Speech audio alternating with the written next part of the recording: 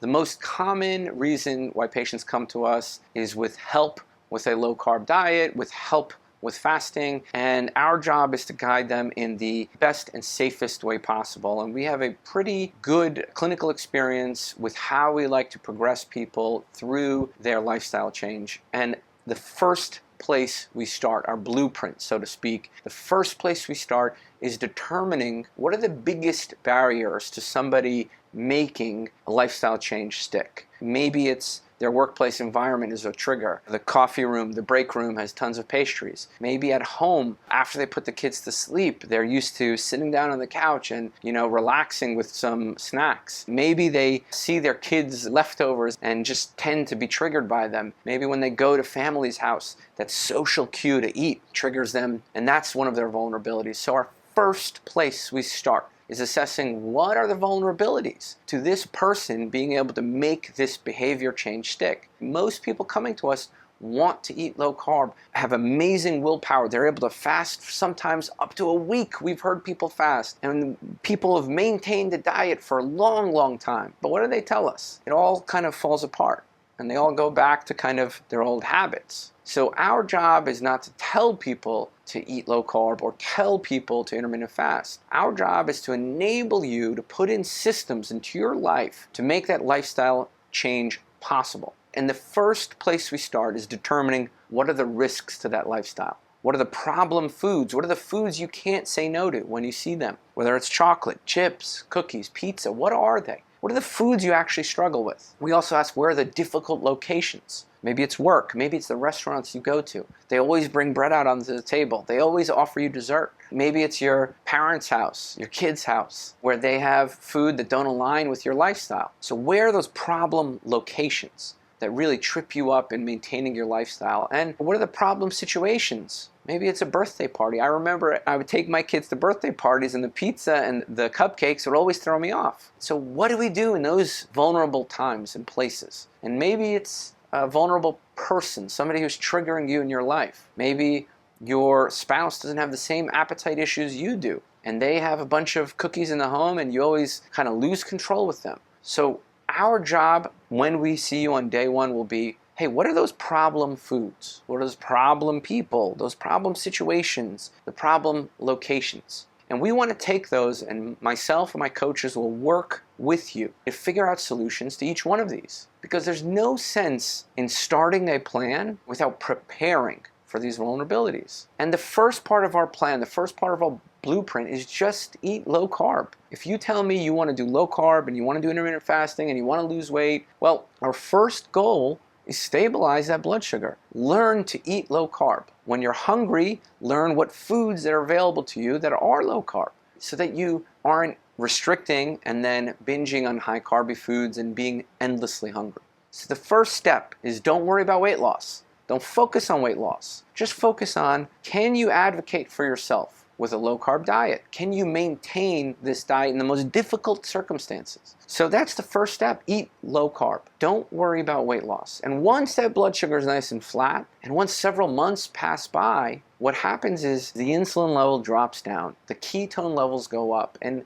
those ketone levels have a very active effect on the brain. They may reduce seizures, they may reduce migraines, they definitely reduce appetite. And so what happens a month into being on a low carb diet is the appetite inhibits. And it's that time where we promote weight loss, when somebody reports that their hunger is controlled. If I get you to just eat less, that has a side effect, and that side effect is hunger. So if I don't teach you how to advocate for your hunger in a way that doesn't make you more hungry, I'm setting you up to fail. So if I focus on calories and weight loss, I know the result. It's going to be, you're going to be hungry, and you're not going to have the tools in place to manage your hunger. So instead, let's just focus on lowering the carbs, and let's wait for those ketones to mount up. Let's wait for that blood sugar to get nice and stable. And then when you tell me, hey, your hunger is down, then we'll focus on weight loss. And the way we focus on weight loss is typically intermittent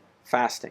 So step one, our first lever, is just lower the carbs. Step two is when the hunger is suppressed, begin to intermittent fast. And the way we start intermittent fasting is very simple. Just delay your first meal. If you're not hungry in the morning, you don't need to eat. If you're not hungry at lunch, you can delay the lunch until you are hungry. So that's the first place we start. But we don't typically move into intermittent fasting until we know that somebody can confidently eat low carb, advocate for themselves with low carb eating in the most difficult circumstances, and when they report their hunger is decreased. That is the first part of our blueprint. And then we'll go on to focus on other levers after low carb eating and intermittent fasting. And we'll talk about more of those as time goes on. We will address the fats that we add to food that may make us eat more. So people hear that message and they say, oh, Tro is saying go low fat. That's not what I'm saying.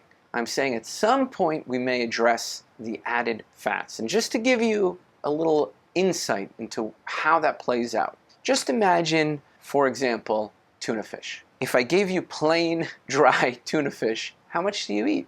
Not much at all. Maybe great for your weight loss, but what happens? Because you didn't eat enough, what's going to happen a couple hours later when you're staring at pizza? You're going to be starving. You're probably going to eat the pizza. Well, what happens now if we put just enough avocado oil mayo in there and we put just enough mustard or just enough peppers and onions and it tastes good? Well, now maybe you eat 2 cans and you're much more full. You ate enough. And an hour later when you're staring at pizza, you're like, no, I'm pretty full. Don't really need that. So we had just enough fat to make it satiating, enjoyable. And certainly, what else could I do? I can add a lot of added fat. I can take that tuna, put in a ton of avocado oil, mayo. I can put slices of cheese melted on top, put a nice almond flour, buttery bread, and then slice up some avocado. And how much do you eat? Probably still 2 cans, plus all those things I added. So now we added fat. And did you enjoy your food? Absolutely you did. And were you full after the end of it? Absolutely you were. And would you reach for that pizza an hour later? Probably not. But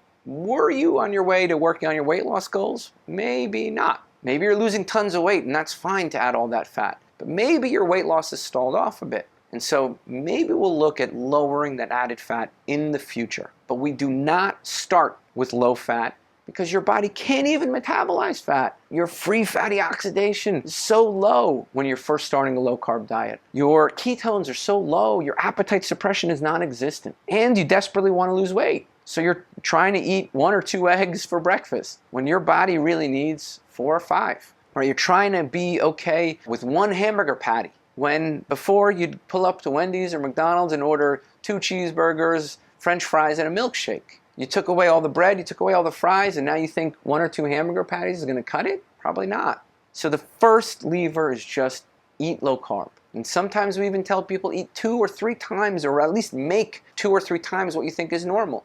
Because in the beginning, you're going to be hungry. Your blood sugar is going to be falling down, your insulin levels are still high, your ketone levels are non-existent, and you're going to be hungry. So don't focus on weight loss. As you remain low carb, your appetite will inhibit. And then we'll push you into intermittent fasting and talk to you about how to start that, what you need to know before you begin intermittent fasting. And then once you're an expert at intermittent fasting and you're losing weight, and let's say in the future things get a little slow and you want to push it a next step, we'll address then the added fats. And then let's say you've even addressed the added fats and you're doing pretty good. You're having just the right amount of that Goldilocks lever. Then we'll talk about exercise. So we have a plan, the way we like to progress people through their lifestyle. And the first place we start is just eat low carb.